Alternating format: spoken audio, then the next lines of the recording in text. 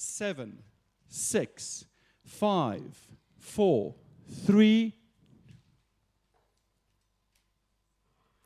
Fellow Namibian citizens, friends of this land of the brave, good evening and welcome to this analysis of the President's first year in office. This is a joint offering by the Namibian newspaper, the Institute for Public Policy Research, the Hans Seidel Foundation, and the Embassy of Finland. My name is Nangula Sheavali, independent consultant and research associate for the Institute for Public Policy Research, and I will be your moderator for this evening.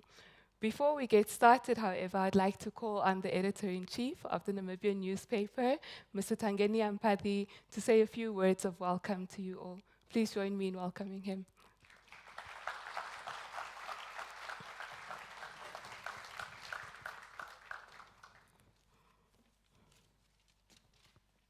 Good evening, dear friends. Ladies and gentlemen, friends of the Namibian, welcome to this, I think, what's going to be an exciting event.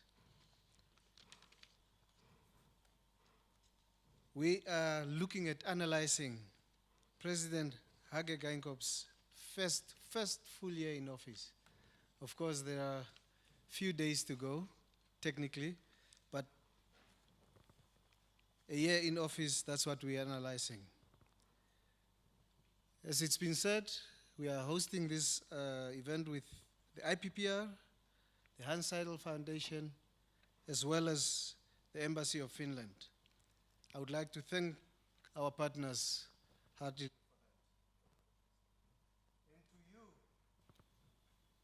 The audience for making it here in person, for joining us on social media, as well as for watching the live streaming. Thanks to the multimedia unit of the Namibian, headed by Jonathan Biekes and his team. Why are we doing this? For a few reasons, really. Some obvious because the Namibian, our drive is free speech and free expression, but there are underlying issues to that. We are creating this platform to help our leaders, all of us, to help our leaders get as much input as possible. And I think we should appreciate perhaps that we are taking our cue from our current president, who is and has created actually this platform of opening up. So it's all about transparency, critical thinking, and of course, to help all of us get engaged in the governance of our country. Don't believe those who say the young people are not interested in what is going on in their country. I think people confuse issues with being not interested and there being not a platform to show your interest. And I think you will see from the social media and from those who are here that the young people are truly interested. Welcome to our panelists, Sutakavari, Gwen Lister, Fanuel Kapama, and thank you very much for taking your time. I'm sure you spend a lot of hours on end to prepare for this event. So thank you for joining, for being here to make this a useful undertaking.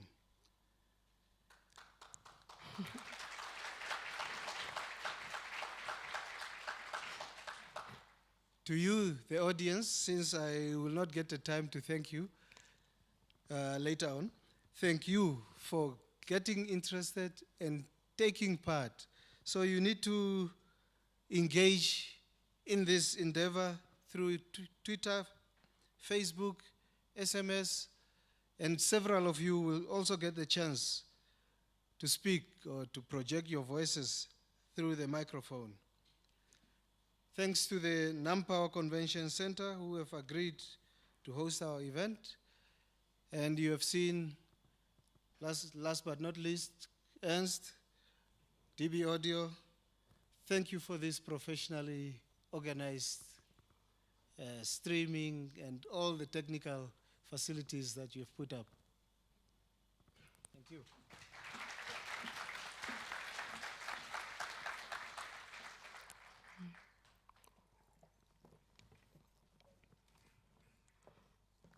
Thank you, Mr. Mpati.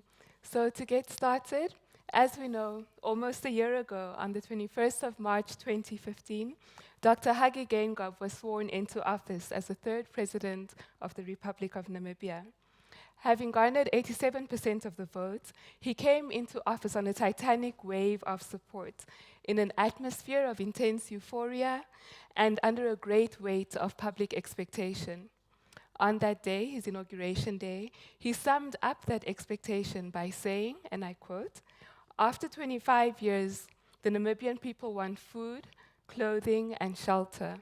They want jobs, better housing, and good nutrition. They want a leader who can bring prosperity to the nation, and they want that leader to act quickly." This is a standard to which we can and should hold the president to account, not only because he has promised to be that leader that delivers this prosperity, but also because it is our democratic right and our responsibility, as enshrined in our Constitution, Article 17 to be exact, to participate directly in the conduct of public affairs. In principle, this evening is a platform to exercise that right. Tonight, we will look back at the promises made almost a year ago and take stock of whether our president is making good progress in terms of delivering on these promises. To guide this exploration, we have a panel of experts who will provide and substantiate their insights on how the president has fared. Our first panelist is Ms. Gwen Lister. She is the founding editor of the Namibian newspaper, chairperson of the Namibia Media Trust, and a human rights and media activist known for her work both in Namibia and beyond. Gwen will provide us with a general assessment of the president's first year in office, along with some of the highs and lows to get the discussion going, and I'll also ask her to give some insight on the president's relations with the media. Next on the panel, to weigh in on how the president has performed economically, particularly in light of his ambitious promise to eradicate poverty by 2025, we have Mr. Suta Kavari. Suta is an investment strategist with Capricorn Asset Management, and he's the vice chairperson of the Economic Association of Namibia. And finally, to provide a political commentary on President Geingob's performance with regards to governance, service delivery, and holding the government administration to account, we have Mr. Fanuel Kapama. He's a lecturer in UNAM's Political and Administrative Studies Department and a respected political commentator. Please join me in welcoming our panel.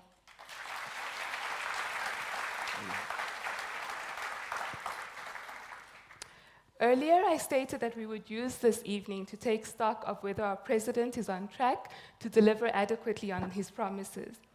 For the purpose of this analysis, when we talk about promises, we speak specifically to the commitments that he's made in his inauguration speech and in his State of the Nation address of April last year. Naturally, we'll also consider some of the pronouncements he's made during other forums, but early on it was these two speeches that really set the tone for what Namibians could expect. So these will help to serve as a measuring stick for our discussion this evening. So the question is, I'm sure you're asking, or you might already know, what promises were made? In both speeches, the president was clear that the main priority for his administration would be addressing the socio-economic gaps that exist in our society. In this regard, as a first priority, he declared an all-out war on poverty. He noted a revised government structure that would better align ministries with government's objectives, and he stated very clearly that these objectives are poverty eradication, the reduction of inequalities, sustainable economic growth and economic diversification, job creation, and improved service delivery.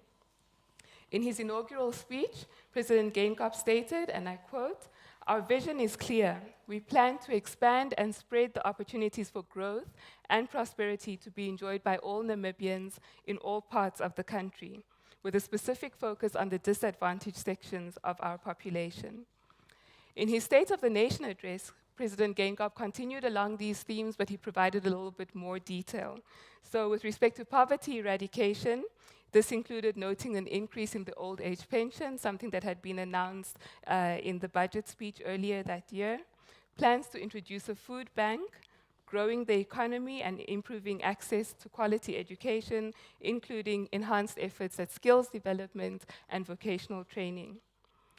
In terms of overcoming inequalities, he touched on the finalization of the economic empowerment policy, which is currently under consultation, the public procurement bill, and the retail charter. He also spoke to the implementation of the industrial policy and the growth at home strategy. On land and housing, the President reaffirmed his personal commitment to addressing land reform and the provision of affordable housing for all Namibians, and he highlighted various possible measures to accelerate the delivery of serviced land as well as housing. In the State of the Nation address also, President Geingob touched briefly on combating corruption, but spent more of his focus on transparency. And in this regard, he communicated that he and his wife would disclose their assets, and he delivered on this promise on May 20th last year. And finally, in both speeches, the President emphasized inclusivity, highlighting the vision of a Namibian house in which no Namibian should feel left out. This is something that I think he has repeated in all of his speeches and pronouncements since then. So in summary, the measures open for discussion today, which we hope that you will engage with us on through your comments and questions during this platform, include, and this is based on those speeches, include poverty eradication, addressing inequality, accountable and transparent governance, economic growth, job creation, service delivery, nation building and national reconciliation, enhancing access to quality education and health, combating corruption by promoting transparency, and then, of course, the provision of land and housing. These promises also fall in line with what the President said in his end-of-year statement last year, that the Namibian public could and should hold him to account.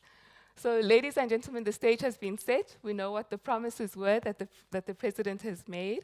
I'm sure you're all as excited as I am to hear what the panelists have to say in this regard.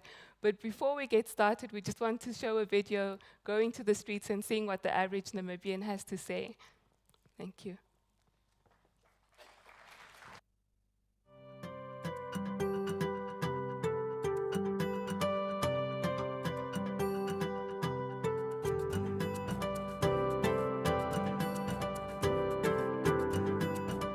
I think he's done pretty well. He hasn't completed a lot of the promises that he has made, but that's to be expected. You can't do much in 1 year. So far, he's moving in the right direction. I'm happy. He's actually a positive president, and he has done positive things, new changes. One of them is the Omake project that really impressed me. What has impressed me is the way he dealt with the AR movement. On a scale of 1 to 10, I'd rate the president at a 6.5.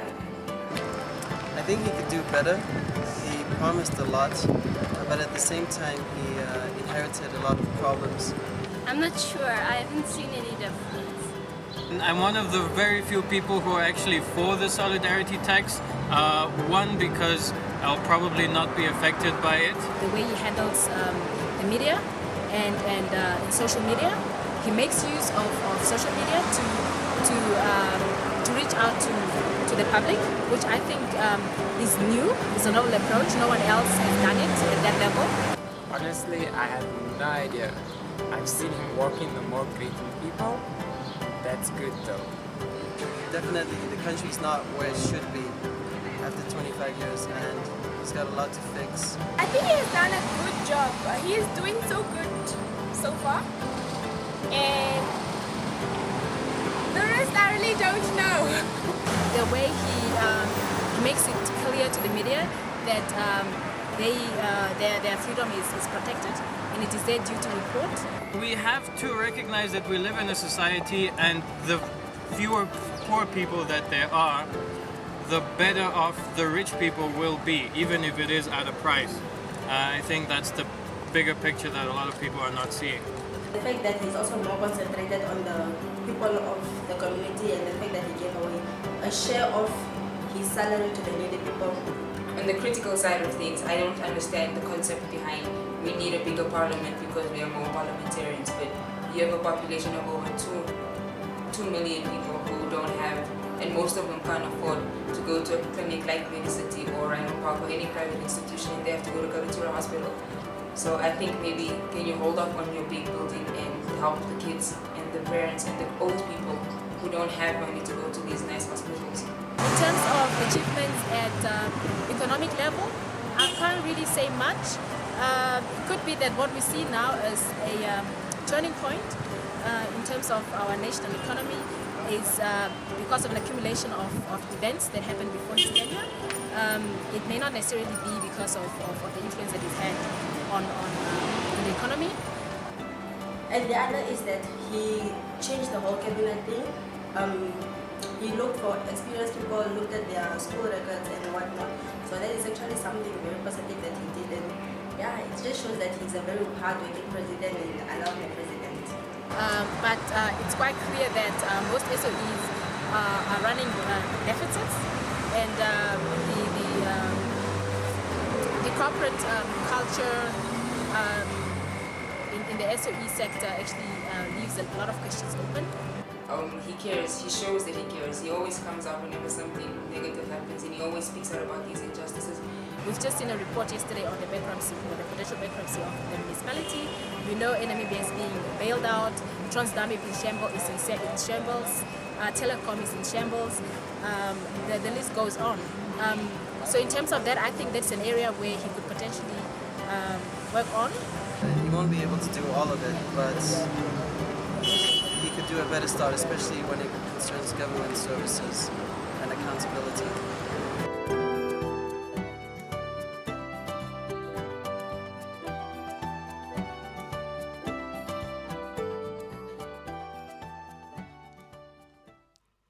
Okay, great. So we've heard about what the young people have to say, both positives and negatives, and I'm sure the panelists have picked up on a few things there that you might like to comment on. Ladies and gentlemen, before we continue, if you'd like to engage in this discussion via Twitter or Facebook, please use the hashtag 1 year of Geingob, as you can see on the back here, hashtag 1 year of Geingob, and we'll be addressing some of those comments and questions during the discussion after our panelists have made their opening remarks. So I think it's safe to get started. And Gwen, I'd like to begin with you and really just ask you to provide a general assessment of the President's performance, what you've seen as some of the highs and lows, and if you could speak also to relations with the media. Thank you, Nangila, and good evening, everybody. It's great to be here, and it's great to have an initiative like this, so thanks to all the organizers.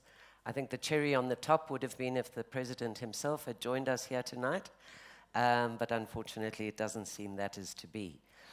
Overall, as Nangula has requested, I'm looking at some general aspects of the past year, and I will make a couple of comments, some of them pretty ad hoc, just really also to stimulate discussion and debate. In general, I would say, despite some of the comments that we've just seen, that there is an air of disappointment among Namibians that more was not achieved in the first year. And I think this is primarily due to the fact that there were very high expectations, and Nangula has mentioned that, due to promises of a fresh approach to governance, or in the words of Hage Geingob himself, a new Namibian house, which would be accompanied by pledges of openness, transparency, accountability, and critically, what he said, that no Namibian should be left behind. If there had been no expectations, then people wouldn't have been disappointed. But because there were, they are.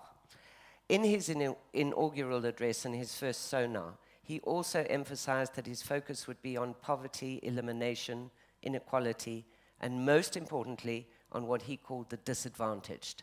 Now, I noted that with some positivity as an opponent of the term He did not say previously disadvantaged. I was happy to hear that.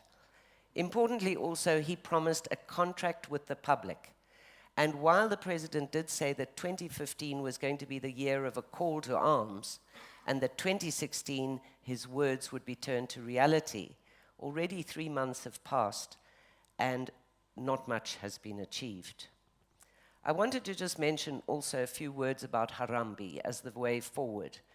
And first of all, I just want to say that in my view, it shouldn't be called a prosperity plan, because this is not about prosperity. It may sound nice, but it's not realistic. We can't all be prosperous, but it should be possible for us all to have a decent life. The unemployed have no opportunity to prosper, even with the promise of food banks or a big grant. The realities of the albeit increased old age pension, minimum wages for farm workers, security workers, and domestic workers can never be termed prosperity. Let's be realistic.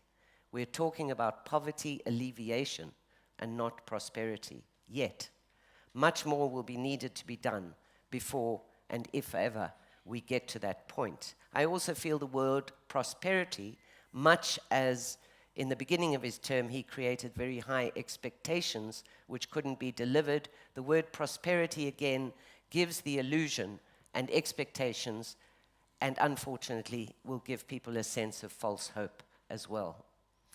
Let me start with some of the positives that I see about the first year of President Geingob, and I think we all know by now what they are. But in the interest of balance, just to repeat some of them, Namibia has peace and stability. Yes, we appreciate it and we know that it is an incredibly valuable thing to have. The president himself has largely been a non-polarizing force, mostly reconciliatory in his approach and in his emphasis that no one should be left behind. I believe that he believes that. He has consulted widely across the country through his town hall meetings, and he's encouraged his ministers to visit the regions. And whether this has real depth and shows a more participatory approach to democracy, I think, remains to be seen. He's also engaging major stakeholders, from private sector to unions and so on his Harambee plan.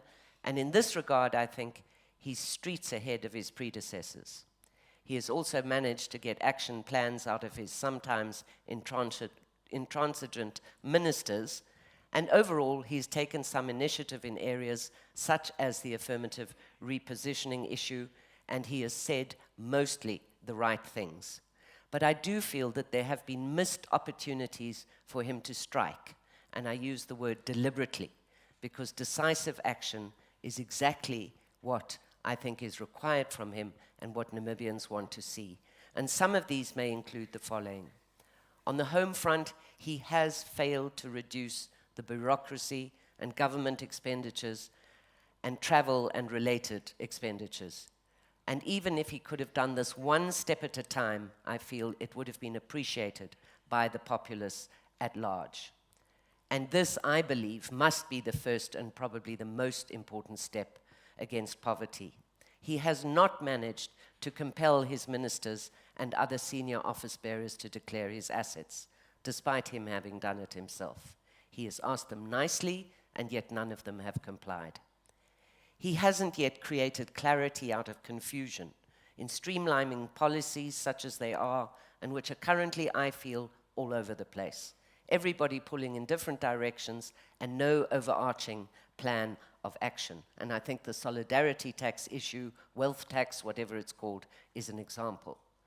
And I want to mention something that not many Namibians seem really to care about, and that is in the arena of foreign policy. How many white papers and conferences haven't been held before Geingob's time to determine the way forward with still no clarity and no direction? And apart from the area of reparations, in which there is some Namibian interest, for the rest, it is just being ignored. Namibia is arguing for an enlargement of the UN Security Council to accommodate Africa in order to, in Geingob's own words, serve humanity better, which is a great thought. Why then are we sleeping with dictators? We have to clarify the why of our close relations with North Korea and China, and the expenditure on building expensive munitions factories with an international pariah when we were at peace as a nation, and this to me is inexplicable. And I think that Namibians need to know, and we need bread and not bullets. Our withdrawal from the ICC, which has also been met with some international and regional consternation, is not seen as a progressive mood. We need to stop these mixed messages.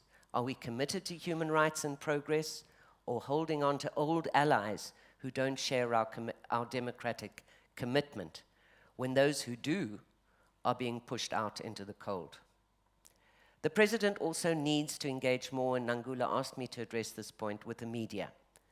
Somewhat belatedly, and almost a year after coming to office, he convened a hasty roundtable with the Fourth Estate.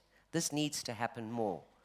President Geingob seems to view the media as a necessary evil, yet he knows this country gets great kudos from the fact that we are seen as a very free nation in terms of media.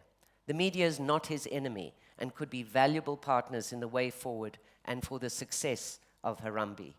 Critique is an essential part of the process and in holding government to account, so it's important he gets to know them. And media is not just about journalists anymore, it's about the people too, because they're out there on social media. I'll leave it there, Nangula. Great, thank you. Thank you, Gwen.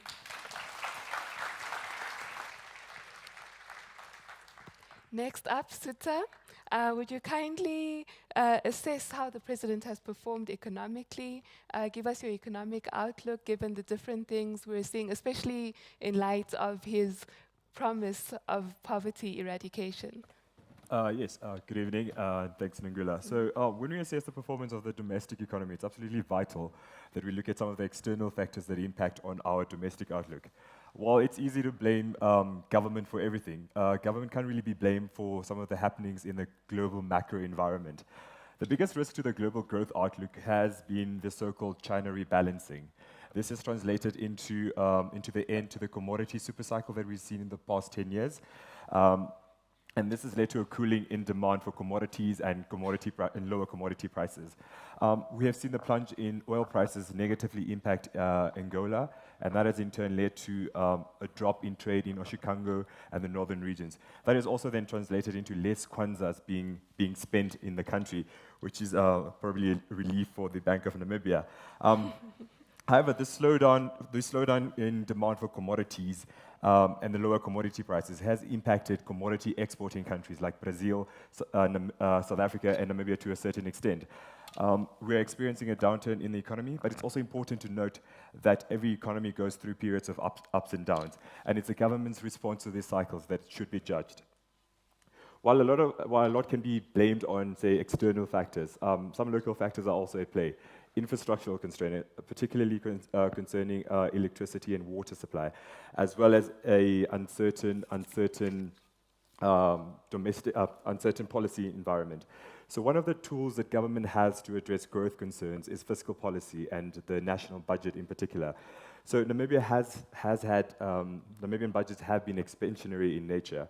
And the problem with overspending in the good times is that you don't have a lot of buffers left to cushion the downtimes.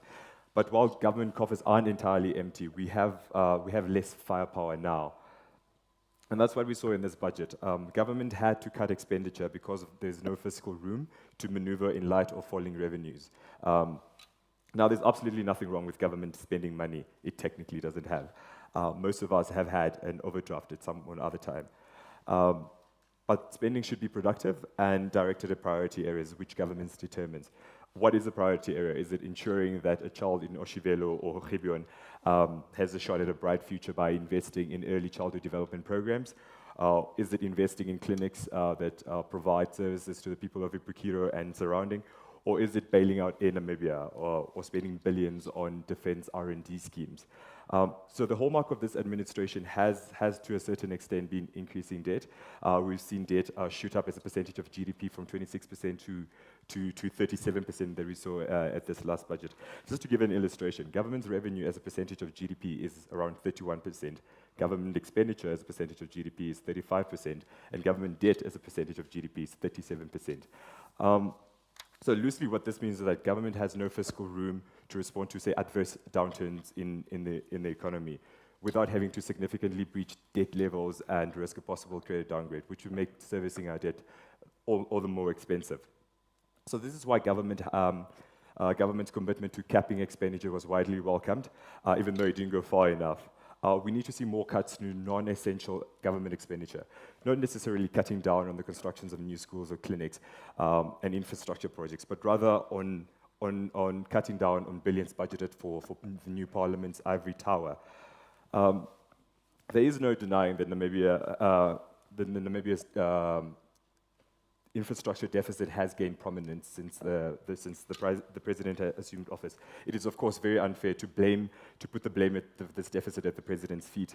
But there are constraints that do persist, and one of the infrastructural constraints that the country faces at the moment is in the energy sector. Credit must be given to Nampower and also for the venue, in that we haven't had the rolling blackouts that other countries, our neighboring countries, have experienced. But we do face an energy crisis because our current generation capacity is not enough to meet the growing demand. And to achieve some of our country's development plans and also the president's poverty-fighting resolve, we do need a generation capacity that's both sustainable and reliable. And as it stands, we won't achieve some of those goals. This then brings me to the president's marquee offering, which is poverty eradication. The president does deserve credit for the energy and vigor that he's injected into this debate.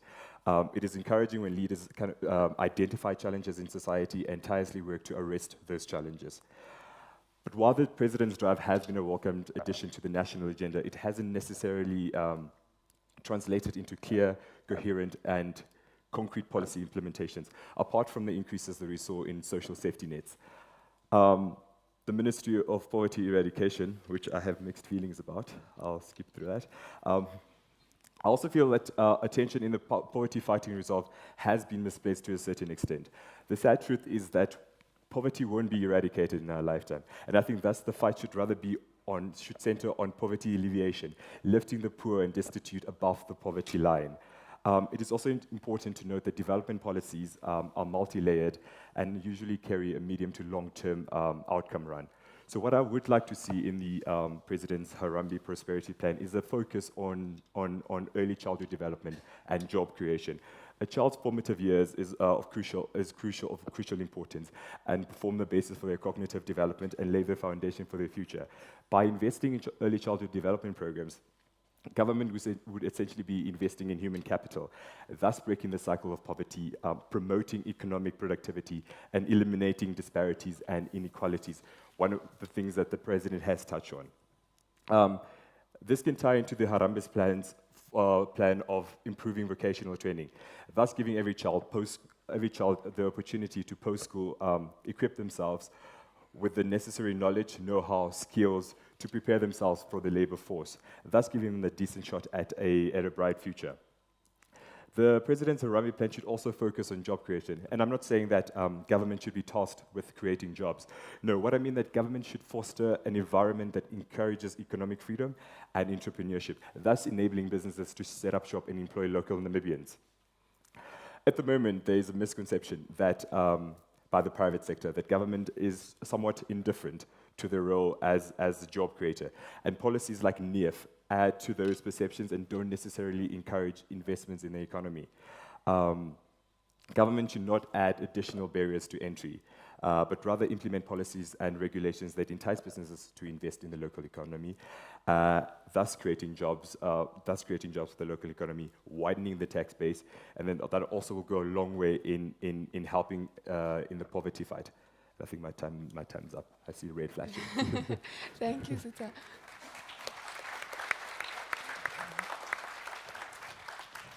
All our panelists have only been given 7 minutes for opening remarks, so as you can imagine, there's so much to cover in a short space of time, but thank you for keeping in time so far. And now, Mr. Kapama, in your view as a political commentator, how would you assess the President's time so far, especially in terms of service delivery, holding government accountable? Let's hear your thoughts. Yes, thank you very much and good evening. Now, of course, there has been the inspirational statements which the president has made, especially not since coming into office, but even in the period leading to his ascendance to power. Now, of course, my colleagues are talking about promises, but I think as a scholar of public policy, I would not see them as promises as such. I would see it that he was projecting his vision, given the mandate that he was given through a democratic process. I will see it as a process of setting a public policy agenda. Now, when we talk about public policy, there are those things that you can do immediately. There are those ones that are long-term. Now, last year, I participated in the assessment of the 100 days. That was more easier than participating in this one. From the mere fact that when we were doing the assessment of the 100 days, we were focusing on the statements more, the vision. Now, to assess the 1 year in office, you would have to assess the process of policy making. And can one make all the relevant policies and develop all the relevant programs in 1 year? Now, where we are now, of course, there are those things that were done immediately. And for many of the substantive policies, like on the food bank, we have had the idea, but we have not seen the blueprint. On the solidarity tax, the blueprint will still have to come. On the Harambee prosperity plan, the blueprint still have to come. And what I normally argue is that the devils would be in the details. We would have to see the blueprint to see whether the vision has been taken to the next level, whether the vision has remained consistent. But I think one of the key issues also is that being president does not or should not create an environment of a one-man show. It's supposed to be a collective effort. Now, when we look at it, very inspirational statement, can we say that the politicians, his fellow elected political office bearers, were so inspired, like we, the ordinary members of the public? And to answer that question, I won't answer it to you. You have children that are going to public schools. You are treated at public hospitals when you are sick. Have you seen any inspiration? When you are driving around the streets, you meet the police, you meet others. Has the bureaucracy been sufficiently inspired? And I'm one of those people, based on my interaction, who would argue that perhaps the level of inspiration and expectations among the public has been much higher than the effects of the inspirational effects, especially among the civil servants. Now, of course, the president has declared his assets. It's a good move, but should it end with the president? The cabinet and the elected and parliamentarians. Of course, promises has been made, especially from parliament, but we'll still have to see. Now, let me just take an example. Currently, we are talking about the new parliament of close to 1 billion. We are talking of the new airport terminal building for close to 7 million. Mass housing for around about 2.7 billion. The power plant for approximately 6 billion. The Valfish Bayport expansion, around about 3 billion. Of course, the Nekata Dam, around about 2.4 billion. Now, of course, making such investments project a very positive vision of developmentalism. But in the fight against corruption, it's not just enough to declare.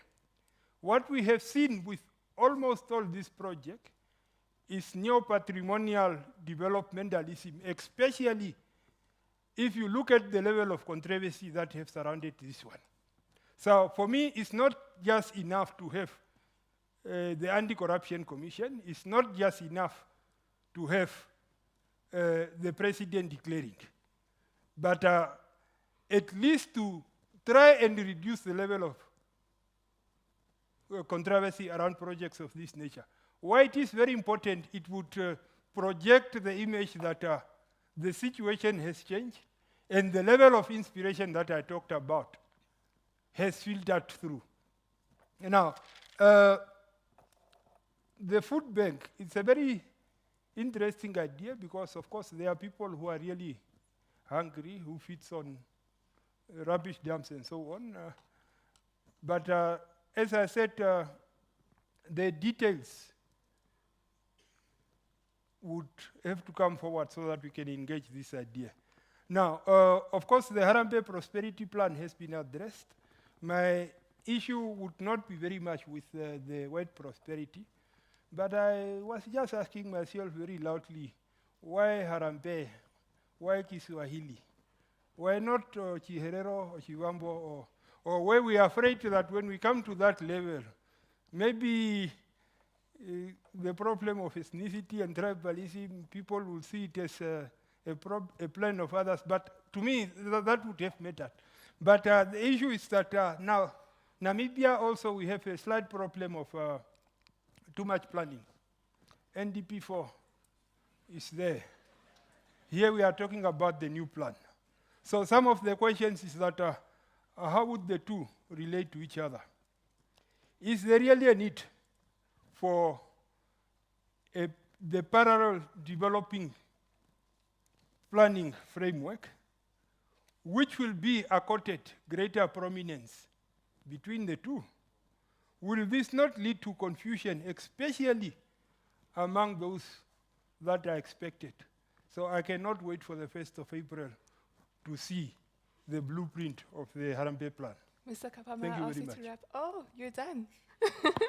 Thank you. Thank you. Great. So now we have some time to engage you all. We'll also see what's coming up on our Twitter and Facebook feeds. As I said earlier, if you're going to be going onto social media, please use the hashtag #OneYearOfGeingob. And I already see a hand going up here in the second row at the front, and then 2 here in the first row. Also, while the mic is being brought to you, when you came in, you might have gotten this publication, 1 Year of Geingob, that just got off the press today, done by the Institute for Public Policy Research.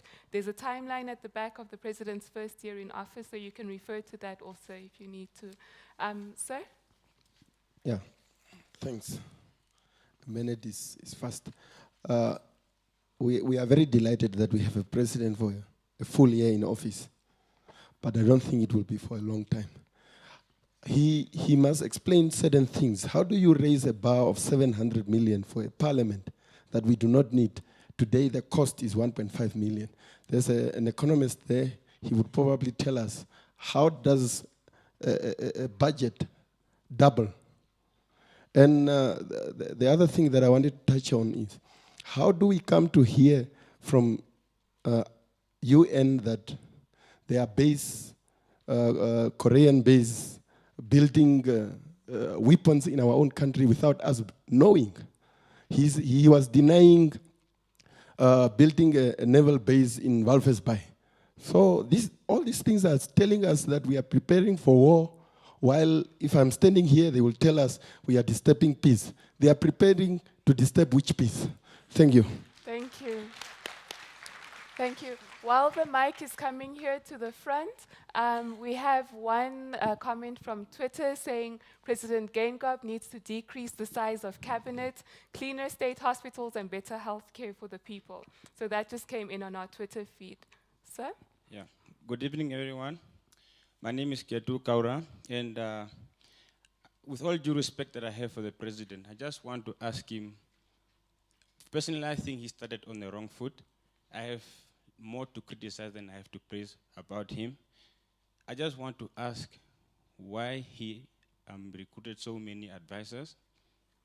One thing I want to ask him is, for example, he has an advisor a constitutional advisor. What does the Attorney General do? What does the Minister of Justice do? All those are appointees of the president. We have the Judge President as well. He's an appointee of the president. Please, and the ballooning of the cabinet, I have a lot to ask him, but I will leave it at that as I have to keep it brief. Thank you. Thank you. Another Twitter comment, that boy Ndeu says, I have nothing against government, but the new parliament budget being worth NWR, Air Namibia, and NBC bailouts every year. Priorities, question mark. There's a question over there in the third row, and then we'll go over to that side, I think the fourth row. Thank you very much. Hiruke Gapama is my name. I've got one question. The Namibians have understood that the German government, the Namibian government, are engaged in the process of negotiations in terms of reparation. However, I have read today that Namibian government is asking or requesting German MPs to drop genocide paid. More so, I don't have a problem with that request. My problem is the request is because the Namibian government want a unified approach in the spirit of Harambee. My question then is that, is it true that the Harambee is a Namibian initiative? Or was it a joint initiative between Germany and Namibia? And if it's so, was it the best thing to do for the Namibian government to engage in the domestic political affairs of Germany, or will it benefit us by engaging in that particular political affairs? Thank you very much. Thank you so much. We've got one at the back there, the fifth row, the gentleman over there, and then in the second row, in the second set, we'll go to that one. Good evening, everyone. Thank you very much. First of all, before I give my comments, of course, I'm not going to ask questions because Mr. Geingob is not here. When I voted for Mr. Geingob, that was the first time I ever voted for a president in the Republic of Namibia. As young as I am, I thought we'll get a president who's educated, a good leader, and somebody. But after I've seen him that golden seat, I gave a comment to myself that I'll never vote for any president in this republic. Never, ever. After I voted for my president, he has been preaching of poverty eradication, but he doesn't have a formula to that. But he knows exactly how much it's required to build the 7 billion Jose Gutierrez International Airport, while we only have less than 800 aircraft that are coming into that airport. I'm a pilot by profession, and I can tell you, our air traffic flow is still less than 800 aircraft. Are we Germany? Are we Dubai? How many aircraft do we receive for us to build such a many billions airport? Why are we needing that airport? And a 2 billion for building a parliament. We can host our parliament here in this convention hall. Why a 2 billion parliament? Why? 2 billion is enough to feed all Namibian, poor or rich. That's a lot of money that he can put to his poverty eradication that he keeps preaching, which doesn't have any formula. Apart from going to murder scenes and go around to look how people are drinking nice in Kachura, of course, at our bars, that president has done nothing to impress me. Our president should pull up his socks. Those who reach at State House, please tell our president he must turn around the tables, turn around all the money that are planned for unnecessary projects to very, very things that are needed by the Namibian nation. People are suffering, don't have water between Ohakafia. Between Enana and Okongo, animals are dying. That's a territorial of Namibia which is being dying because of our president. Tell the president, people are dying. We don't have water in Windhoek. Can we not use that 2 billion for water to source water somewhere else to come to Windhoek? Tell our president, I do not reach State House, so you who goes there, tell him, please. Thank you.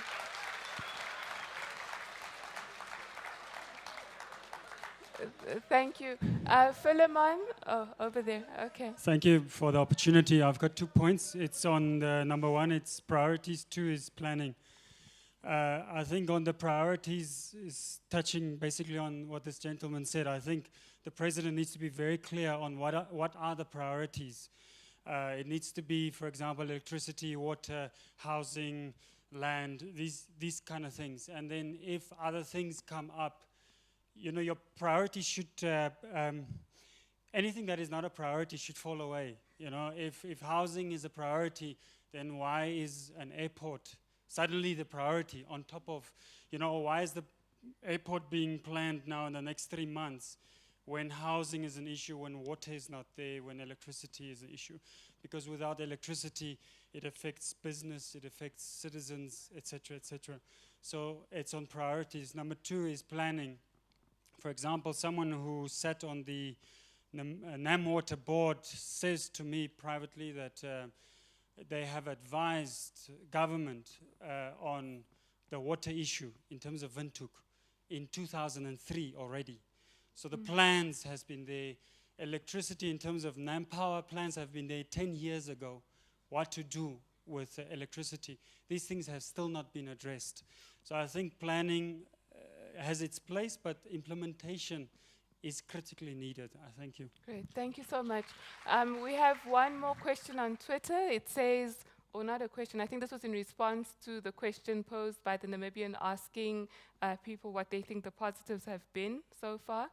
This person says public sector, SOE and budget reform, focus infrastructure development and poverty eradication. So that was the response to that question. I think we'll end this first round here. We'll do a couple more rounds, but just so that the panel has the chance to speak, let's go to them. Some of the things that have come up have been the issue of priorities in spending. Suta, I think you touched on that earlier also. And some of the frustration around not addressing things such as housing, education, access to quality, health, and so forth. We also had a question about foreign policy, but looking at issues around the naval bases that we're seeing coming up, or defense spending is probably what the issue is over there, and some of the foreign policy issues that you mentioned earlier, Gwen. A question around Harambee, whether it's homegrown or being done in consultation with other governments, and why this response that we read about in the papers today.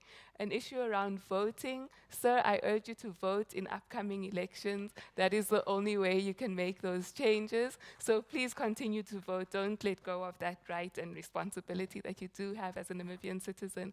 I don't know if you need to speak more to that, panelist, but you may if you want to.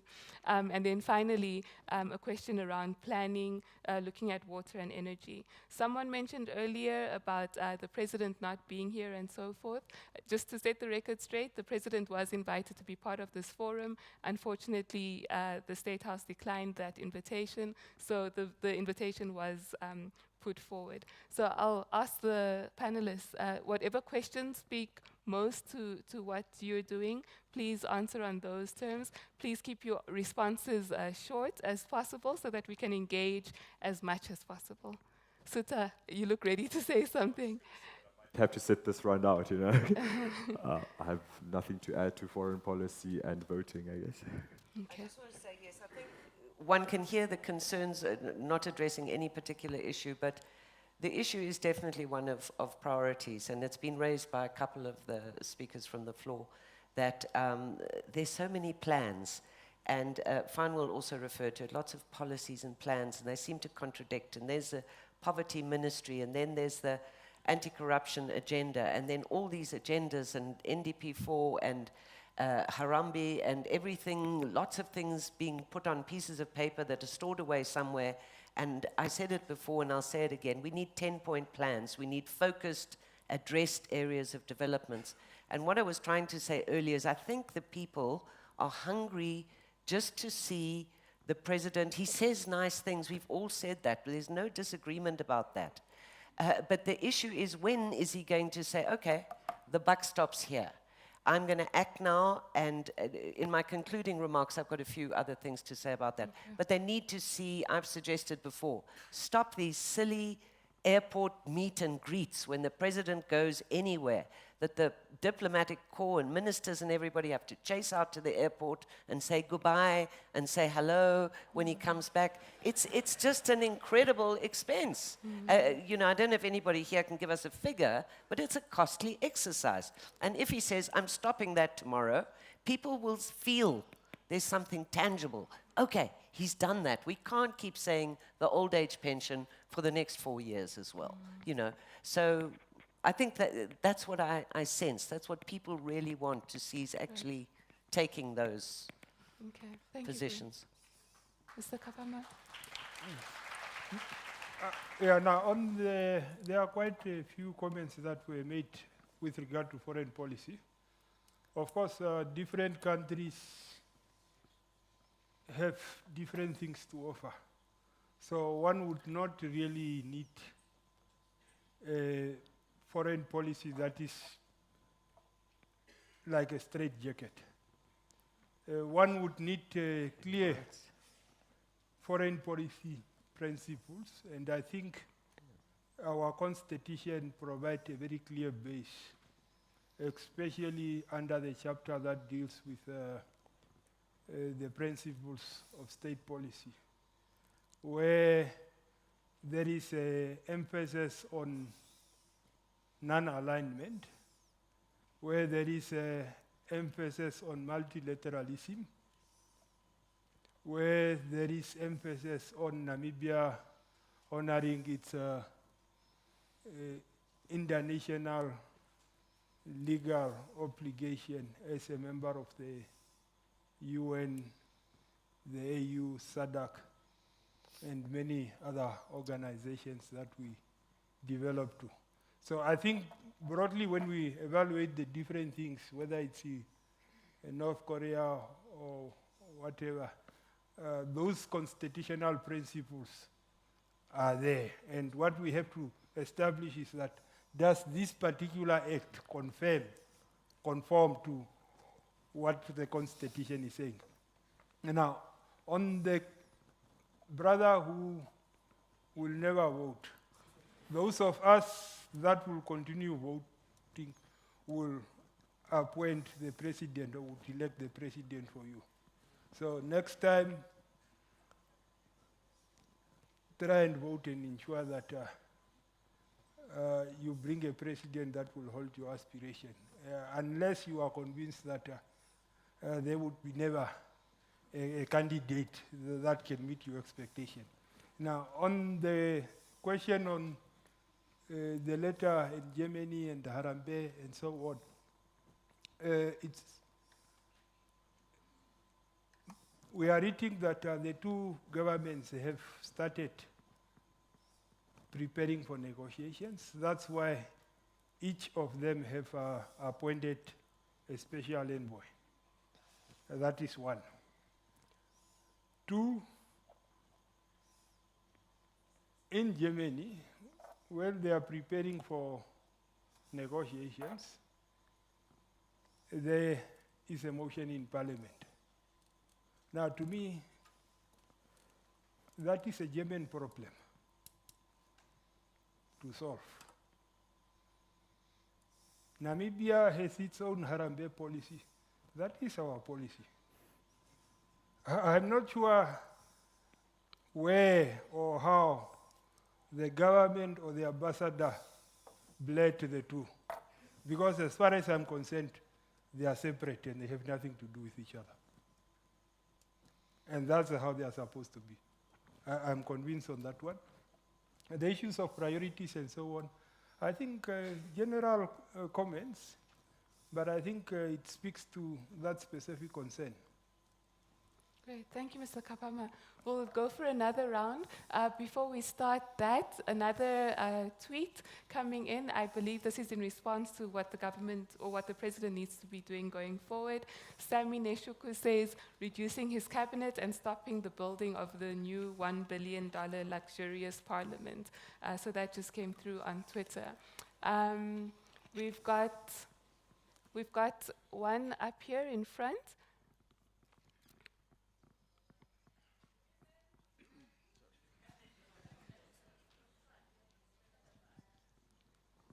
Thank you very much. My name is Beleta Warku. I'm originally from Ethiopia, but I'm more Namibian than an Ethiopian now. His Excellency Dr. Geingob says a new Africa when he was at the African Union in Addis Ababa. I'm one of those people who don't see new Africa, not even the old Africa that Haile Selassie started. There's no Africa anymore. Sudan is divided into two. Somalia is divided into two. Ethiopia and Eritrea are the worst enemies in the world, even though they were one country. Egypt is what it is, Libya is what it is, and Tunisia, whatever. So what we say, Namibia is peaceful and stable, it is hypocrisy. There is no peace. When the poor are dying without eating, when there are people without shelter, we cannot say we are peaceful and stable. In today's newspaper, Informante, it says, what is this? Confidante. Ministry of Education and Ministry of Health are the worst corrupt ministries, it says, in the newspaper. These are the mirror of the nation. We cannot deny. I am not safe anymore to walk on the street. 26 years I lived here, but on the 4th of March, I was robbed with my computer at Marua Mall. It's not at Ocho, it's not in the north, it's not anywhere in the capital city.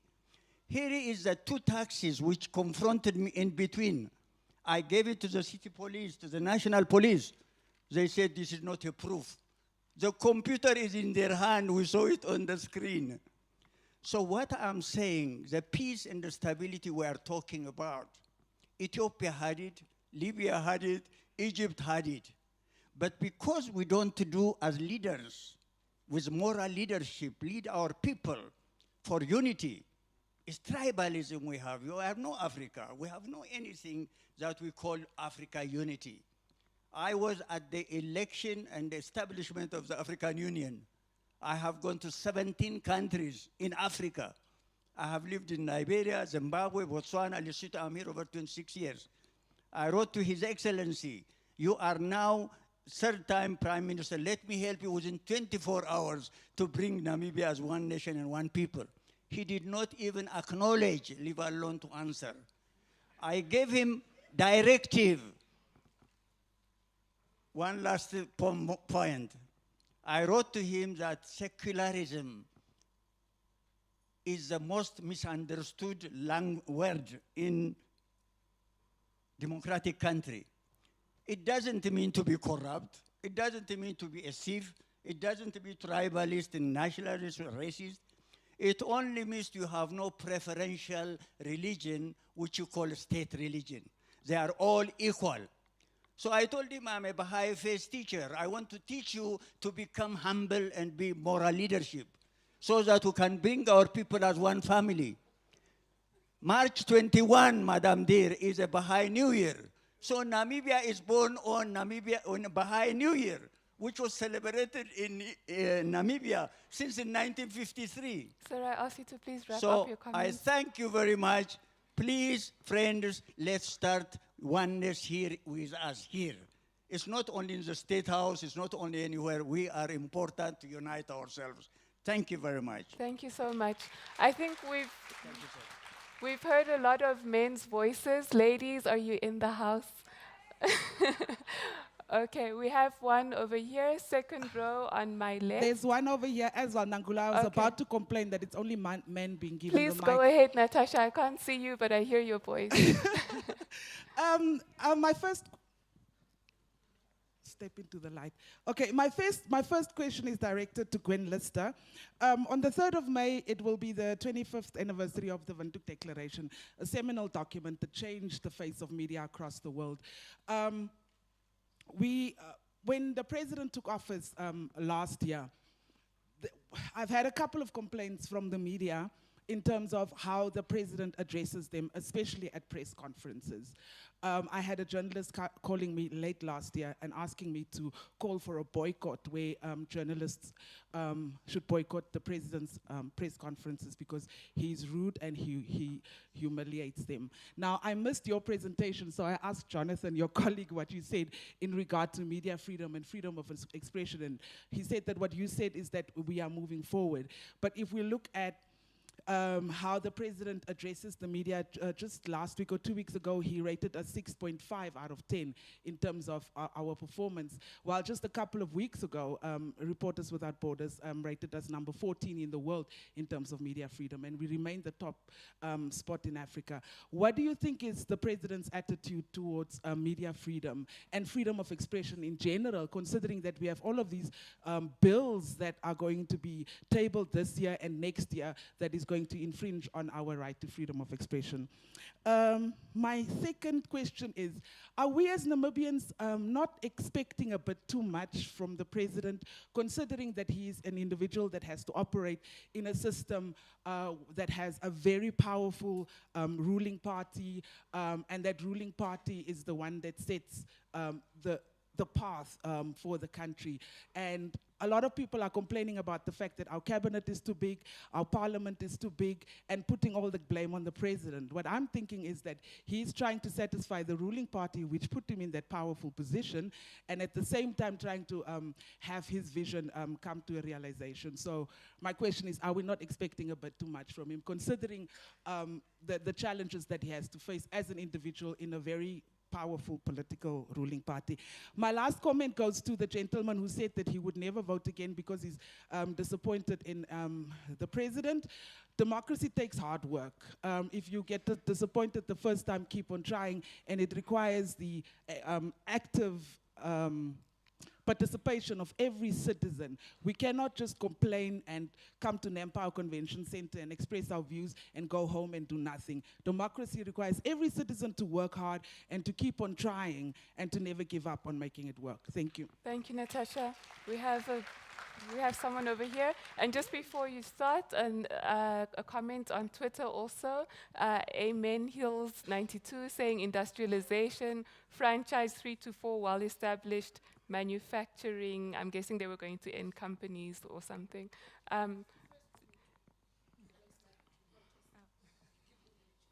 The woman is getting a chance right behind you. Thank you very much. My name is Kashiwana. Maybe I would just like to say that on the comment of the journalist, I would love to read a bit more investigative journalism in Namibia and not just storytelling. Apart from that, I would like to touch on what Mr. Fanuel Kapama is saying, that can we really just look at the president and not look at the whole entire group of his cabinet and his people? I would love to say that the president is doing his job. We need a lot of motivation. We need inspiration in this country. Our people are not in a situation where they're extremely happy, so we need to be a bit positive. So as the president, he needs to set that tone, and he has done that. However, one would like to ask central government, your governors, your councillors, you look at your members of parliament, both houses, I mean, do they understand what the president is speaking about? Are they able to implement what the president is saying? Do we realistically train them? Are they trained to be able to do this job? Do they have the economics, the economic factor of being able to push for the policies that we need to see within our local authorities? Is the capacity really there? So I would like to say, in my opinion, that we need to focus on a few things. Let's not do 28 things at once. Number one, let's get a few educational issues on hand. Capacity building, HR issues, for everybody in leadership. From those that need to do the job as civil servants to those that lead the different ministries. And please, let's not forget the local councillors in all the constituencies across the country. Two, there's a need for us to really focus directly on what we know is going to impact us 2 years down the line, and that remains the youth. We don't have a direct policy of empowerment speaking directly to the youth. I'm still waiting for the blueprint of Harambee. I'd like to see how our government, our president speaks directly to how do we change the issue of youth unemployment, youth education, our dropping out in grade 10, our failures of grade 12. These are the issues which will change the dynamics of tomorrow, not all other issues that we are looking at now. Let's look at the root of the issue. And 60% of our population is youth, and majority more so women. So we need to directly speak to the girl child, to the youth girl child. How do we get her once she's pregnant and failed grade 10 and stayed 5 years out of university? These are the issues that we need to speak about realistically before we can talk about the national growth of the country. I thank you. Please pass the mic forward to Monica in front of you. I've got a question. I think most of the Namibians are FNB clients. So hence my question is, does anybody know plus 362626 when somebody sends money on your account? So my question being, just before the elections, our constitution was amended 30 days before the elections for Namibians to vote with no paper trail, meaning that just as the Chinese, just as the North Koreans put up a weapon manufacturing plant in Namibia, it was undercover. And hence the beginning of Geingob, amending the constitution, it was undercover. To amend without involving the most important stakeholders, the people of Namibia. And my second question being, I'm just balancing figures. 21 million went to Ajovi.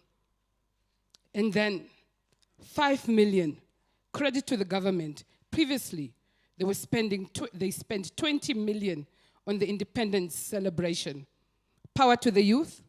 We were a united front, regardless of political affiliation. They are down from 20 to 5 million this year's celebration. I don't know if it's because Ajovi took all the money anyway. But then, if the government of Namibia could do away with constructing military bases and doing new diplomatic guest houses, its APPR has confirmed that 320,000 plots could be serviced, because I am one of 10 Namibians. Every 8 Namibian is nothing, reduced to nothing, but a tax-paying Namibian refugee. I call myself a refugee in my own country, and this is how I will state it, because it's unacceptable that our top politicians, they got a salary increment of over, they are already not paying tax. It's now over 70, because now they even got a water and electricity donation of 8,000 from homeless tax-paying Namibians. The cleaner that needed that, she only got 3%. And the 3% Namibians, let us be realistic. It is not 3%. Kalish Letvain, was is passiert? 1% keeps to them folk. We are already poor. I decided when I am afraid, this is when I talk the most, because this is when it matters. When I sold my bed to cover the rent, and my daughter faced a fate coming home from school, and she asked me, Ombete yange? Mama, vice may bet.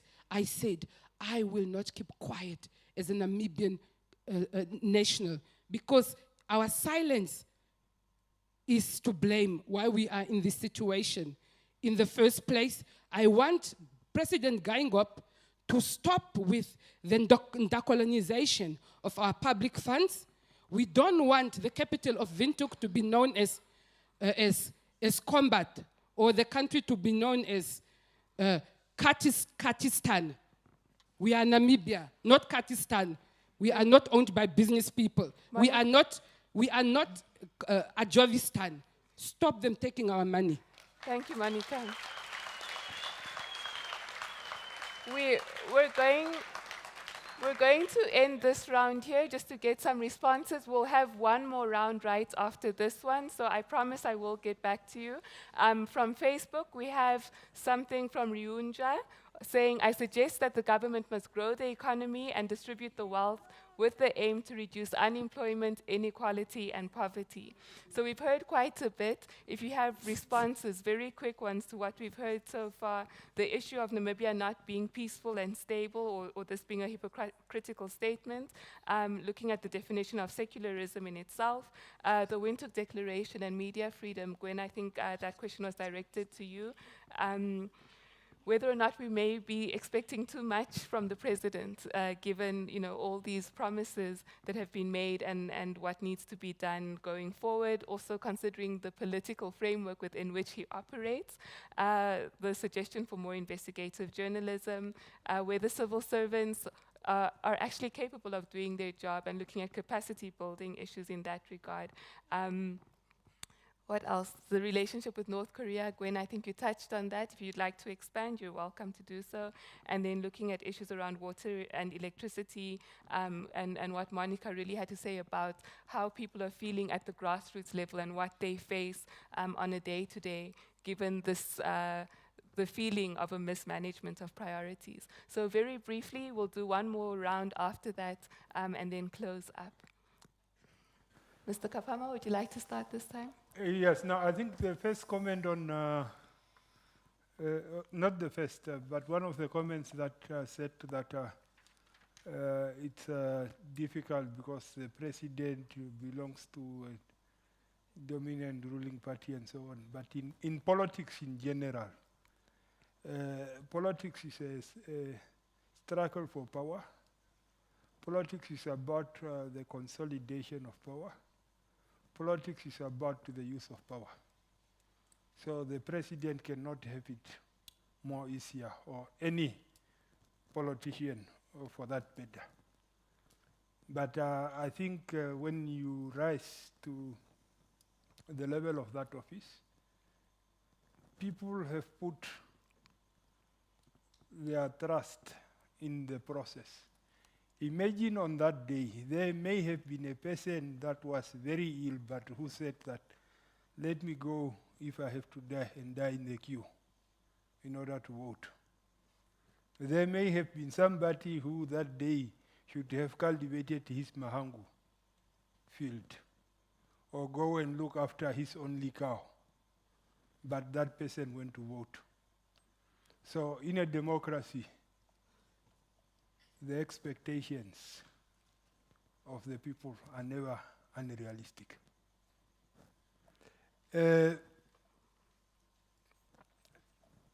On the media, I know it was directed to Gwen, but I will also take it.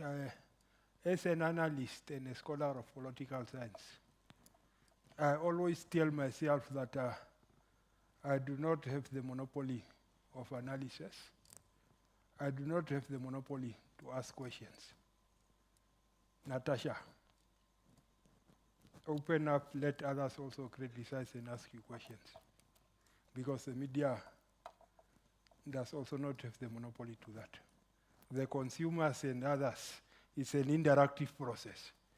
But I wouldn't advocate for a situation where there is really a serious personal threat to any journalism. That is going overboard.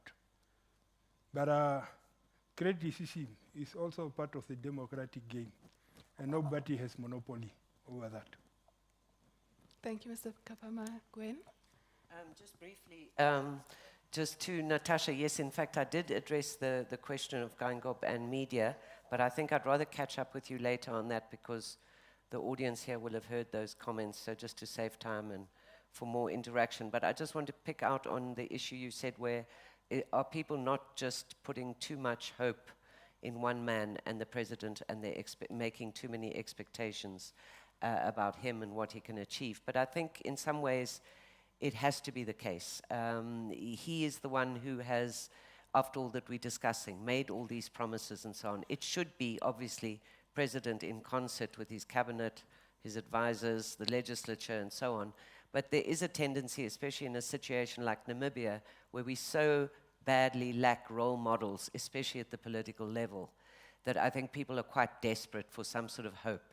And if the president says change is going to come, they hang on to his every word and hope that it will be true. So I think there are a lot of high expectations of what he can achieve and get his cabinet to follow suit. Also, just briefly on what was said by another speaker earlier on the whole Harambee and the priorities regarding particular education, Suta mentioned it also. I don't think Harambee or any other poverty alleviation unemployment plan could succeed unless there is incredible focus on pre-primary education, early childhood development. And I don't really want to hear the word free education unless the word quality is attached. It's pointless. It's a pointless exercise to turn out barely literate young people and then expect them to make it in this world. So again, even this promise of free secondary education, unless it's quality education, it is worthless. And just to add as well that we've got to swing the balance, with apologies to all the academics and the university people around, back to vocational, back to technical training, because we all know where the needs are in this country, and those are the people who are making the wheels turn. It's not the academics. It's not others of the scientists and so on. It's the people who are skilled in fixing lifts. If you go to Marua Mall, the lift has been broken since last November.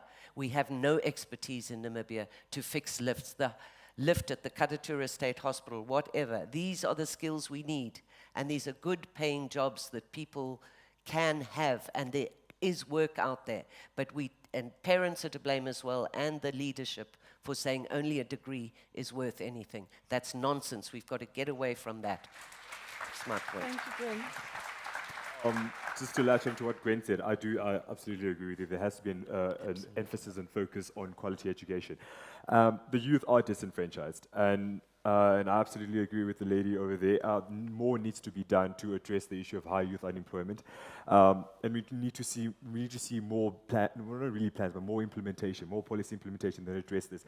And the encouraging thing about the Harambee plan is the focus now on vocational training. We need the plumbers. We need people to fix that elevator by Marua Mall. But we need the focus. But focusing on vocational training is already late. So you're focusing on people who've already dropped out of school because they're illiterate. So that's why I argue for investment in early childhood development, because that's a cognitive years that they learn the necessary skills that will propel them to a bright future. Thank you, Suta. We're running out of time, so our next round will be 3 minutes. I ask you to please keep your comments or your questions short.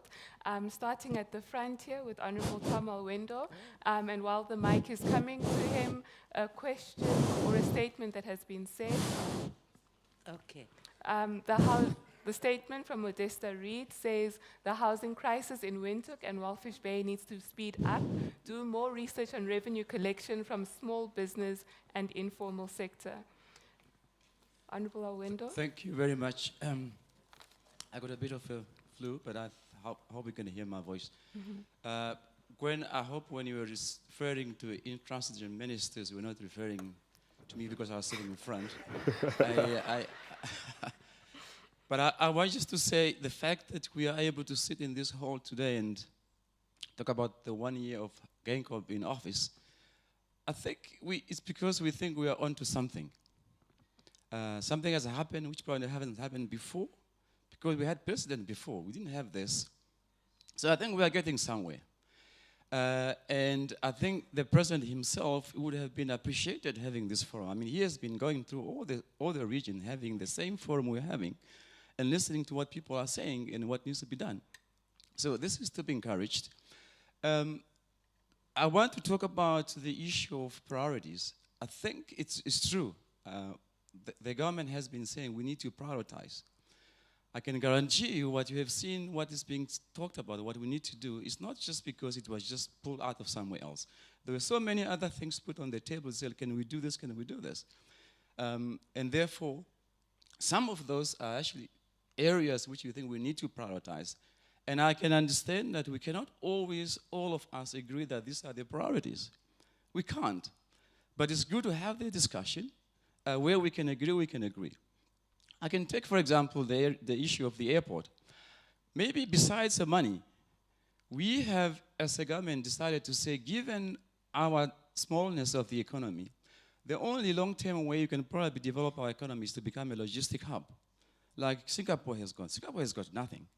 But because they were able to attract people to come, they needed to actually to invest in their airports, in their roads, in their harbor. Now, if you are saying you first want to wait until the air traffic has increased for you to build the airport, it's not going to happen. You're going to have to build the airport for you to be able to attract the air traffic to come to country.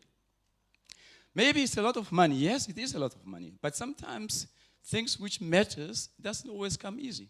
So it's good to have this conversation to have it. But let's also just agree to say maybe we don't always have to agree on everything, but let's have an open discussion about what we needed to do. On the planning, the issue of Harambee. Harambee is not actually a new plan. I think it's been explained. If you look at all the 4 pillars of the Harambee, the infrastructure development, the governance issues, economic transformation, those are already areas within the NDP4, which will probably also continue to be in our NDP5. But the idea was to say, let's try and pick out some of those issues in the NDPs, which we can actually accelerate the implementation thereof. Some of the low-hanging fruit in some of those areas, which you can quickly do, and actually put our focus on it.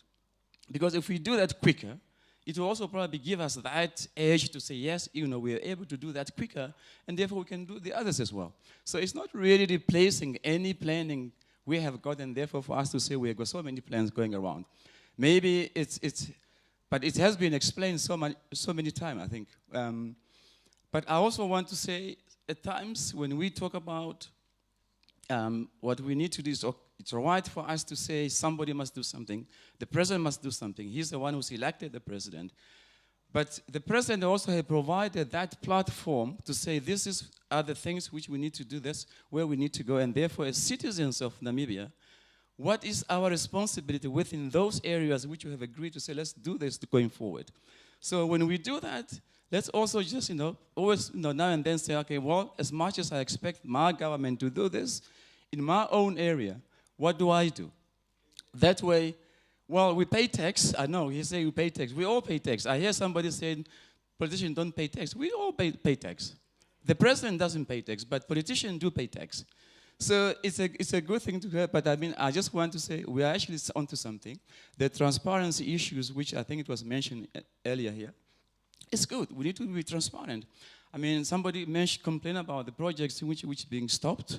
Projects are being stopped probably because of the transparency which is there now to say this was wrong badly, Minister, and therefore let's do it.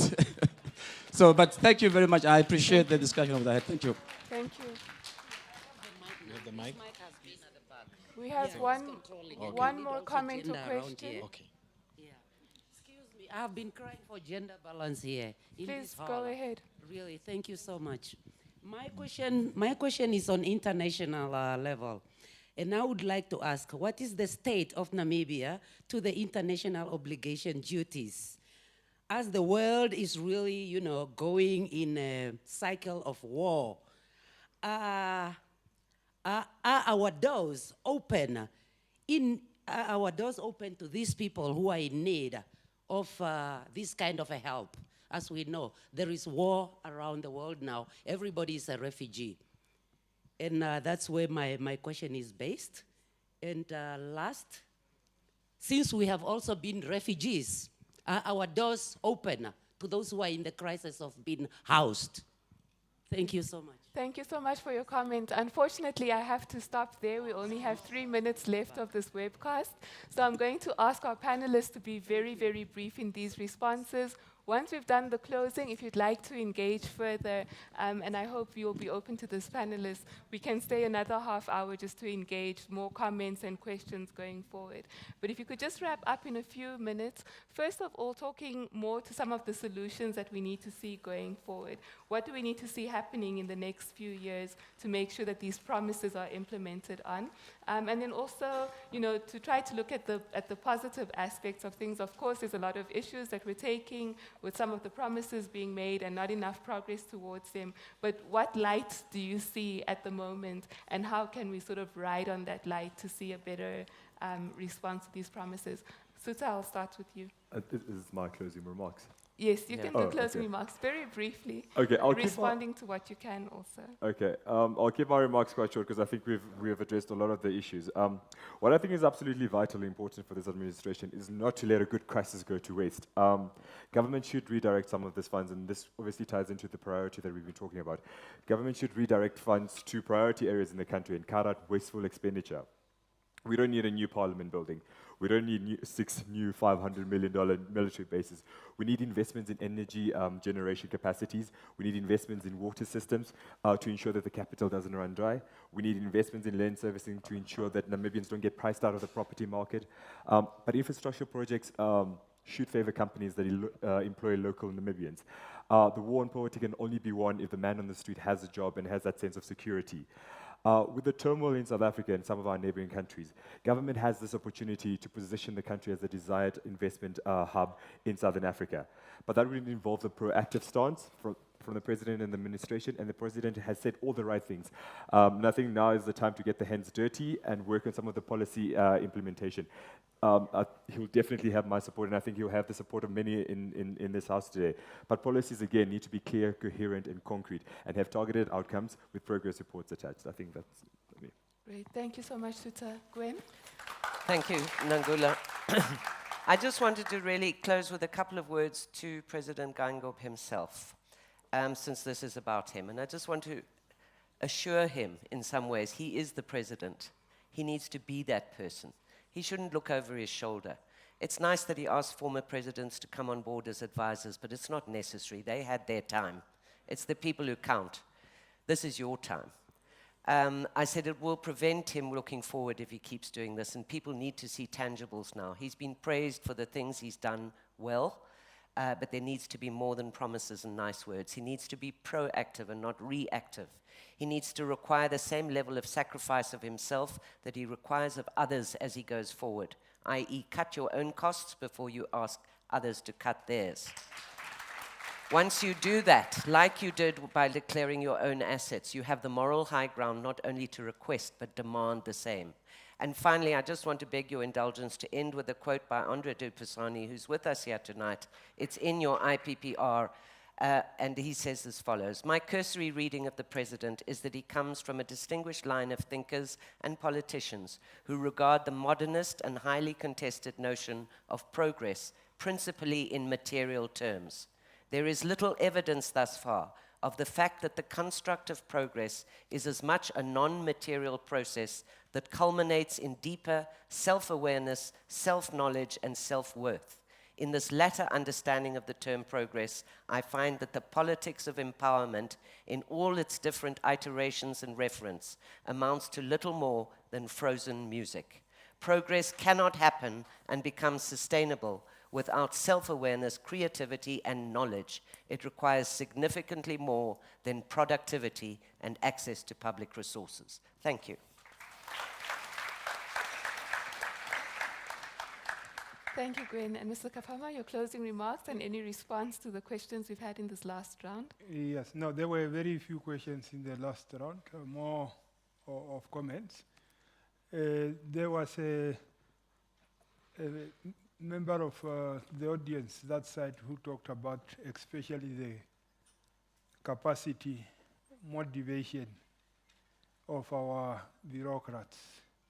Now, here I would want to put emphasis, especially quite a lot of energy was taken by the president, especially through his town hall meetings. That is commendable. But I think the next challenge that the president will have for the next 4 years is not only making good policies, but especially ensuring that those that have to implement these policies understand and remains committed to implement them. Maybe the next round of town hall meetings should be with those that are on the forefront of policy implementations. In the hospitals, the cops on the street, the cleaners that are supposed to do cleaning. Because, I mean, if you have done one of the case studies that you would hear more when you go to American business schools is that in the 60s, if you go and you find a cleaner cleaning and you ask the cleaner, what are you doing? The cleaner will not be merely telling you that I'm sweeping. The cleaner would be telling you that I'm trying to help the United States of America to become the first country to put a man on the moon. And that is the mentality that we should try and especially inculcate in those that are on the forefront of policy implementation. Otherwise, all the good policies will come to nothing. Thank you very much. Thank you. So I think this evening we've discussed a number of things, a wide range of issues. Probably the time that we set was just far too little to engage as much as we would have liked to. But of course, there have been the positives and the negatives so far. I think in terms of the positives, we've seen a lot of very good policy pronouncements. And what we need to see now is action. I think the president said in his opening of cabinet this year that 2016 would be a year of implementation. And I think that that's what everybody here is waiting to see. And I think that that might be where the disappointment is coming from, that we've heard so much, but we haven't seen enough yet. And hopefully, the Harambee Prosperity Plan, which will be unveiled next month, will give a little bit more information and action items in terms of what we can expect. One of the things that has looked somewhat promising is that there's going to be more in terms of monitoring and evaluation. So when we have this discussion again next year or maybe even sooner, we'll be able to say this is what you promised to deliver by this point. It hasn't been done yet. We'll have specific targets set out and we can hold them to account based on what those targets have been. I think Minister Alwendo also said something very important, which is how do we as Namibians also engage and provide of ourselves in terms of making the dreams that we have for ourselves and for our families and for this nation come to fruition as well. Of course, we have our president who has made a number of promises and we're holding him to account to those promises. He himself said, hold me accountable on all these issues that we've discussed today.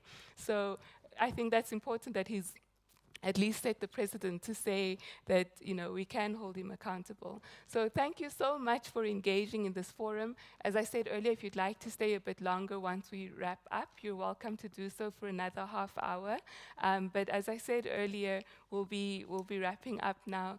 And in doing so, I'd like to thank, first of all, the Namibian for engaging and coming up with this forum. We did 100 days last year and now the first year of Geingob this year. So thank you so much for taking the lead in this initiative and for bringing this, this platform to the Namibian public.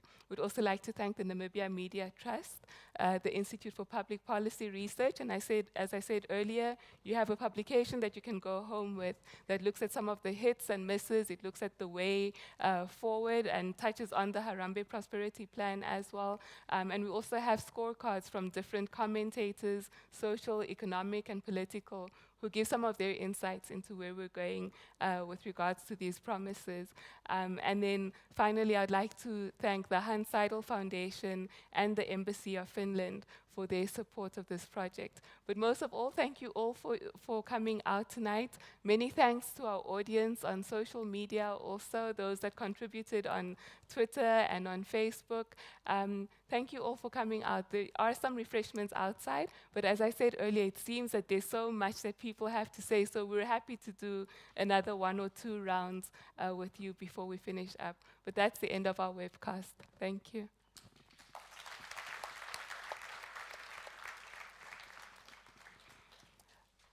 Are there questions that people still want to ask or comments that want